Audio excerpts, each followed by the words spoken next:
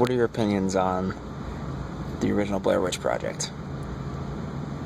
I think it's technically perfect by my standards, but I don't know, it's a great example of a film that is like perfect through simplicity.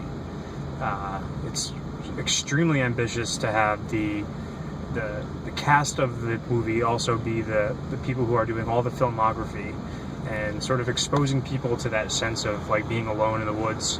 Actually putting the actors in that position really kind of sort of like brought out more of a real sort of visceral sort of emotion that kind of sat over top of the whole thing. And you could see sort of the degradation of their spirits also through their exhaustion and fear and things like that. I think it's one of the few found footage horror films that's pretty damn close to being, it's pretty much as good of a found footage horror film as you could possibly get. It wasn't the first found footage horror film, but it was definitely one that set the bar in a way so that other films could follow its lead, even though a lot of films kind of took the good things and just threw them away, and it became this horrendous cliche. The whole genre became such a joke that everything that the Blair Witch Project did right, people seem to forget about it, because there have been so many bad ones after that people only think about the bad found footage horror films, and they blame the Blair Witch Project for that, even though people forget that was one of the few times that it was done right. It was all about real, raw, visceral scares. It wasn't about using loud noises, in post-production to try and put scares into the film. The filmmaking made it scary. The acting made it scary. The things that you didn't see but that were popping up in your mind made it scary. All right, so as far as you go, like, what are your expectations going into this new sequel that is now kind of like 17 years in the making? Well, sequels are just historically risky. Most people would tend to agree that a sequel tends to be underwhelming in comparison to the original, but there are always exceptions.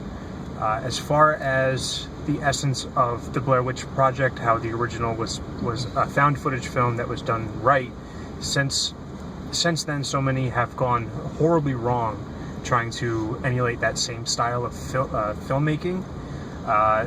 This film definitely runs the risk of falling prey to the same thing that was wrong with so many other films that were found footage, which would be a movie that is supposed to represent footage that is found in that world, and our viewing experience isn't that of a movie that's being produced, but a movie that is the source of someone else's real life experience. And it's done so poorly so often that it wouldn't surprise me if this film is equally as bad as Cloverfield or other films that have failed to produce the same sense of feeling and realism that the original Blair Witch was so very capable of doing. It's going to be really hard after all this time to go back to revisit that original film and make a sequel to it and do a continuation that is that turns out well.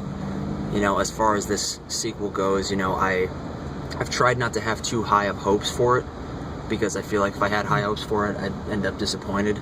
So I'm trying to go into it with low expectations, as I try to do with every horror film now, because I feel like if you go into it with low expectations, the odds are a lot better that it's going to turn out to be, at least a pretty good movie. It's going to be, something that you're not entirely disappointed with. So it's a director that seems to be a diehard fan of the original. He according to him, he was there at the first original screening at the Sundance Film Festival, and he's been a diehard fan of it ever since. They kept the movie a secret for 3 fucking years. The movie was being made, it was being made under a completely different title. The actors were cast for a completely different movie. They thought it was going to be a movie called The Woods, and after they were already cast, they were let in on the whole big secret, and I think the fact that so much attention and care was put into doing something unique, like the original did with the marketing for it, doing all the realistic newsreels and all the things like that, making people think that it was real.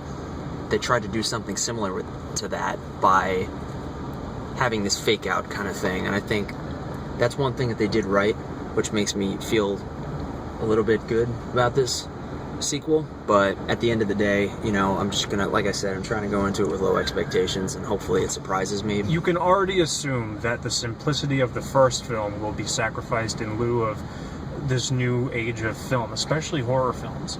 So this film has to not only meet the standard of the first film, it also has to meet the standard of the modern movie-going experience that so many people are out for. This movie can't just cater to the interests of people that want to see a sequel to the first Blair Witch. It also has to cater to the needs of the average moviegoer in general. And that has an effect on sequels altogether, especially when there's such a great span of time between them. So, I don't know. I guess we just have to go in and see it, and that's it. That's all you can do these days, is go and see it and hope for the best. Absolutely. Like he said, film has changed so much.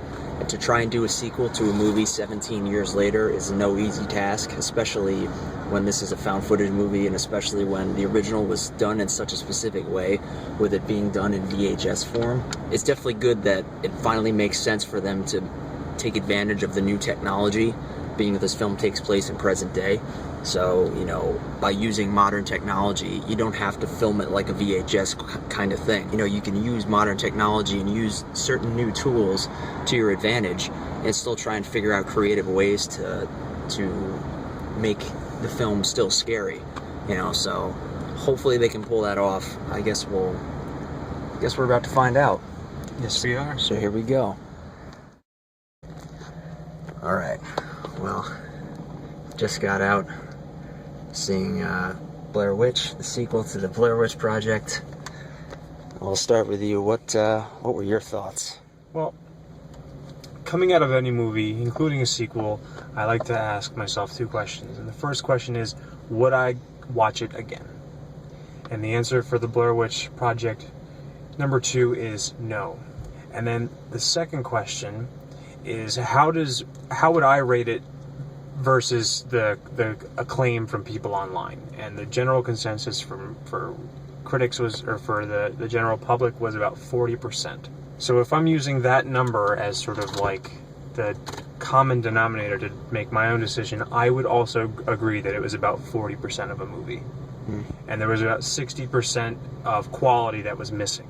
There is a dramatic change in quality from the first, I want to say, 80% of the film to the last 20%.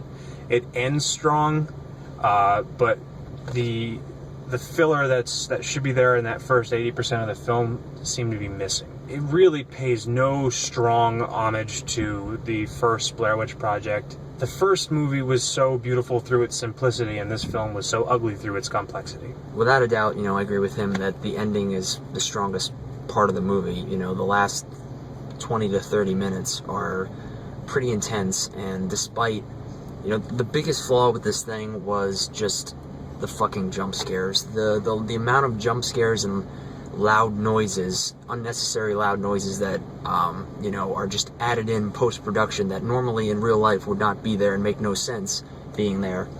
That is the downfall of this movie. A lot of the reviews I saw said that there were some jump scares, but a lot of good scares. The majority of the scares in this movie were fucking jump scares, were really lame, poorly timed. They were so obvious that you could see them a mile away when, the camera was going to suddenly pan, and all of a sudden you'd hear this, bass thump that has no reason to be there, but just because, they want to, hey, let's toss in a loud noise here to, we'll call that a scare. There are some things that pay homage to the original. I think that the only reason that I ever had any feeling of suspense during this movie is because of the references to the original movie. Because I know how scary, in my opinion, the original is. That seeing people out in the woods, the woods that are the same woods from the same location that the first film took place in. That gives you a feeling of suspense and dread.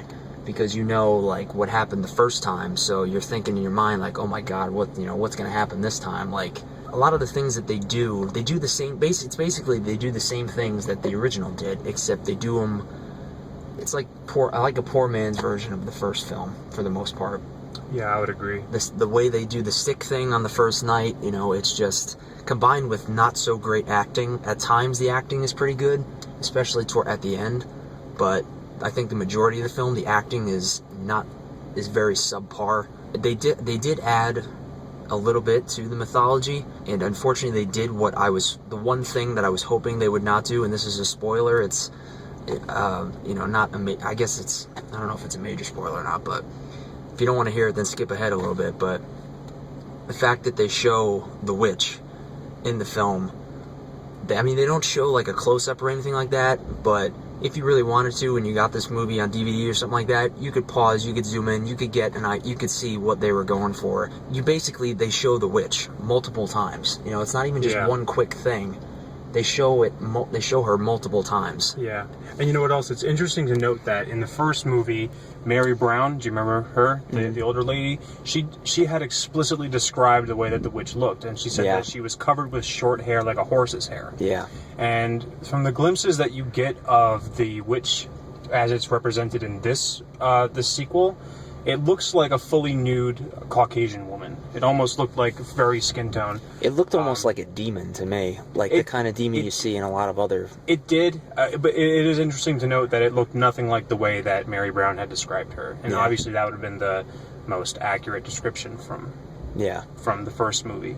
I believe even the only description. Yeah, definitely. One of the things that made the original so fucking creepy was hearing the descriptions of what the witch supposedly looked like, and not knowing for sure, never finding out for sure, what this witch actually looked like, because the filmmakers were smart enough to not show the witch, because they knew, like anybody with half a brain would know, anything you're going to come up with in your own mind is going to be a million times scarier than anything Hollywood could come up with. And it definitely irritates me that they showed the witch as many times as they did. There's one moment where they're in the woods and they show a brief moment when the camera pans of, like, you see like a shoulder and an arm of somebody, running and hiding quickly behind a tree. And it's pretty, it's kind of, you're left to assume that it's probably the witch. That should have been the extent of it. The amount of times they showed her after that it was too much. Like I said, you don't get any moment, it doesn't linger on the shots of her, but it's still too much. You still get an idea, like, I can remember what exactly she looked like in the movie, and I feel like it too closely resembled a lot of the CGI type demons that you would find in a lot of other really low budget found footage horror movies. Like an example, there's a horror movie, I think it's called like Ghost Encounters or something like that. It takes place in like an abandoned mental asylum, and the demon in that, or the ghost, or whatever you want to call it, looks pretty similar to what the witch looks like in this movie. So I just think that was a huge mistake on their part. They should have left that alone. If they weren't brave enough to, go all the way and try to have some type of conclusion or some type of continuation of the story, really try and build on the mythology, if they were too afraid to do that, why were they brave enough to actually, commit this sacrilegious thing to the original film by showing the fucking witch? The one thing that made the original so scary is because you never really knew what was happening, who was doing it. You never knew who killed Heather at the end of the first film. You never saw anything. You don't know if it was the witch or if it was Josh. You never saw anything, not even a clue as to what it could have looked, who it was, what they looked like, and that made it so much scarier. There were even scenes from the first one. There was one particular scene when they, after they're being terrorized in their tents by the children, they go running away, and you see Heather Donahue has her camera. As she's running, she looks to her left, but you don't see anything. She does, and she starts shrieking, "What the fuck was that?" Yeah. But she wasn't just... In that moment, that actress was not acting. That was a moment of pure terror, and it was... They were kind enough and brave enough to assemble all of that into a film and give it to a consumer. And that is something really special, and that is why the Blair Witch Project will go down in history, and has, for what it managed to accomplish. This film is exactly what you might expect from the modern era of horror. It is more of a sale than it is a service. So you have to have that mentality going into a film like this, no matter how desperately they try to make this an homage to the film from 1999. It simply cannot and will not ever be able to achieve that. It doesn't truly represent the Blair Witch to me as strongly as it could have.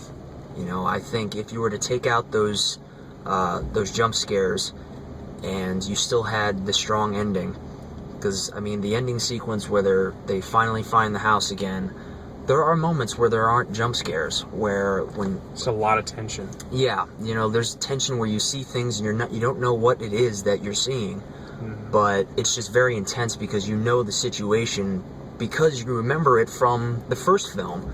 You know, if you were just seeing this movie on its own, I'd say it's garbage, you know, and I'd say just to skip it. Something that is creepy isn't necessarily the same as something that's horrific or something that's scary. A loud noise is certainly a scary thing, but it's not creepy and it's not horrific. A lot of horror films these days, they tend to do this, and audiences are okay with it. There's a whole ton of moviegoers who are perfectly okay with a movie only being scary, but not also being creepy and horrific. What makes a good horror movie is if it lingers with you after it's over, you know, and this movie is not going to make me, I'm not going to be thinking that much about this movie, you know, when I try to go to sleep tonight. The first film, yeah, you know, and it made me not want to ever go camping in the woods. This movie, they did play it safe to an extent, but they definitely made some mistakes, and they definitely took some liberties that they shouldn't have taken. You know, overall, if you're a die-hard fan of the original Blair Witch Project, there's a chance you might be disappointed with this film. There are some things to like about it, but for the most part, they rely all on jump scares. They don't rely on atmosphere like the original film did. But if you've never seen the original Blair Witch film, you don't really need to see it to be able to go into this one, you know, because they basically let you know what happened in the first one. 4 out of 10. I'm sticking with the general consensus on Rotten Tomatoes. They said about 40% of them liked it. I would also tend to agree that it's about 40% of what makes a movie good. So I agree with the public on how they feel about this film. I feel the exact same way, and I'm sure, you know, their reasoning for giving it such a bad review is probably the same reasons that I'm feeling. There's a lot of open ends in this film. A lot of unanswered questions in a way that another sequel might not be able to fill in some of the gaps. There was a portion of the film where one of the actresses, she had a cut on the heel of her foot. The cut on the bottom of her foot, one of the other people in her party witnessed something moving inside the skin, but it was never explained or capitalized. That never moved forward in any way. When she pulled the thing out of her foot, my assumption was that was a piece of the rope, and that was supposed to insinuate that maybe, or when they broke the one stick figure, the one girl was killed. Yeah. So I was thinking maybe that it was supposed to symbolize that maybe she was becoming like, okay, all right, it inserted a part of that into her or something like that. Okay, so then that wouldn't be an open end. That I didn't realize that. You're absolutely right. Yeah. I mean, it's a possibility. It's that those stick figures possibly could have represented the people in the party. However, I think there were more stick figures than people. Spoiler alert, I know that when she did break the one thing, it twisted the one girl into a pretzel.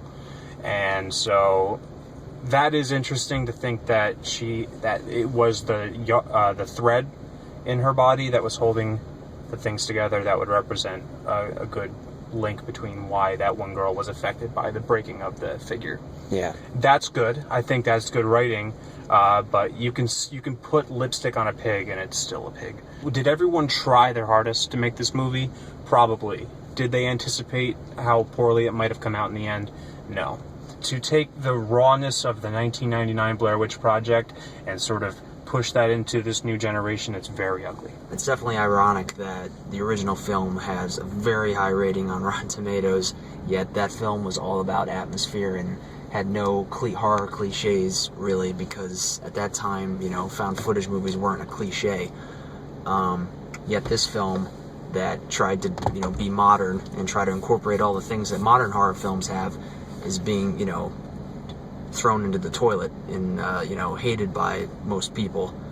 I think that's very telling of the state of the horror genre in general, honestly. The ending did save it a little bit, because up until the ending, I was completely convinced that this is a movie I would walk out of. I was completely convinced up until the ending that it was a movie that I could see myself leaving the theater and leaving the movie altogether. It was definitely getting worse as it went on, but it kind of... It was. And it had a really strong... it saved itself big time in the end with the ending. And I am glad that the big, you know, the excitement of the ending wasn't just like the last 5 minutes. It went on for a pretty long time, you know, from them going into the woods and then leading up to them finding the house. That was a good 20 to 30 minutes. It was good. The ending, the whole house sequence, if you can remember from the first film, it probably only lasted 5 minutes or less. Yeah, barely. Probably less than 5 minutes, probably closer to 4 or 3.5. Every second after they find the house is good. Yeah. I thought that if it had that energy and took it back into the beginning of the film, and if the whole movie moved that way, it would have been really charming to see. Yeah, that's our review of Blair Witch, the Blair Witch sequel that is about 17 years in the making. So, check it out. FearFlix, signing out.